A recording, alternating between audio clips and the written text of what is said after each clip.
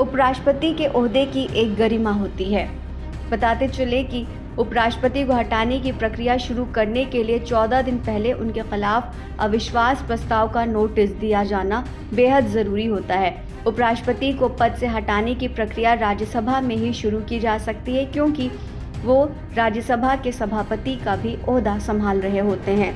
इसके लिए अलग से कोई नियम नहीं बनाया गया है।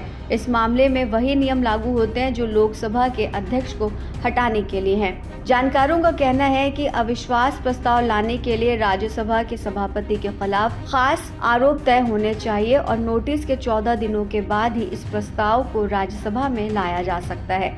इस प्रस्ताव को राज्यसभा के मौजूदा सदस्यों के सामान्य बहुमत से पारित कराना जरूरी होता है। राज्यसभा से पास होने के बाद इस प्रस्ताव को लोकसभा के भी सामान्य बहुमत से पास कराना आवश्यक है। 72 सालों में पहला मौका होगा जब भारत के किसी उपराष्ट्रपति को हटाने की प्रक्रिया शुरू की जा रही है। संविधान और कानून के जानकारों का मानना है कि इस तरह की पहल से विपक्ष को कुछ भी हासिल नहीं होगा, क्योंकि वो इसे पास नहीं करवा पाएंगे। उपराष्ट्रपति को भी चाहिए कि वो डिबेट होने दें और इसके लिए विपक्ष को भी साथ लेकर उन्हें चलना चाहिए। उपराष्ट्रपति के खिलाफ इस तरह के प्रस्ताव आना भी सही नहीं है।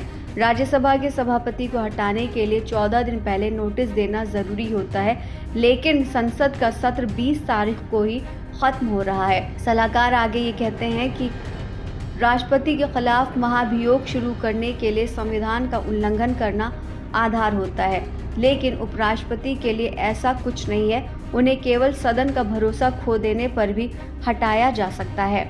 आपको बताते चले कि राज्यसभा में आज सभापति जगदीप धनखड़ के खिलाफ जबरदस्त हंगामा हुआ। सत्ता पक्ष के गतिरोध के बीच सदन की कार्रवाई दोपहर 12 बजे तक के लिए स्थगित कर दी गई। कार्रवाई शुरू होने के बाद संसद में संसदीय कार्य मंत्री किरण रिजिजू ने कहा कि सभापति के खिलाफ अविश्वास प्रस्ताव लाना उनका अपमान करना है। विपक्ष सभापति का सम्मान नहीं करती है, इसलिए वे अविश्वास प्रस्ताव लेकर आया है। किरण रिजिजू यही नहीं रुके, उन्होंने आगे कहा कि 72 साल बाद एक किसान का बेटा उपराष्ट्रपति बना है और देश की सेवा कर रहा है, तो विपक्ष उन पर आरोप लगा रहा है। वे सदन के बाहर उपराष्ट्रपति पर आरोप लगा रहे हैं और उनका अपमान कर रहे हैं, लेकिन हम चेयर का आदर करते हैं और हम विपक्ष की मंशा को पूरा नहीं होने देंगे। रिजिजू ने सदन में कहा कि सोनिया गांधी और अमेरिकी निवेशक जॉर्ज सोरोस के बीच जो संबंध है उसका खुलासा किया। आखिर क्यों विपक्ष की नेत्री उस फाउंडेशन की सदस्य हैं जो देश की अव्यवस्था को अस्थिर करना चाहते हैं? क्या कांग्रेस इस बात पर माफ़ी मांगेगी? बीजेपी नेता जेपी नड्डा ने भी सोनिया गांधी और सोरोस के लिंक के बारे में कांग्रेस से जवाब मांगा और कहा कि गलत इरादों को कामयाब नहीं होने दिया जाएगा और भारत पीएम मोदी के नेतृत्व में मजबूत अर्थव्यवस्था बनेगा।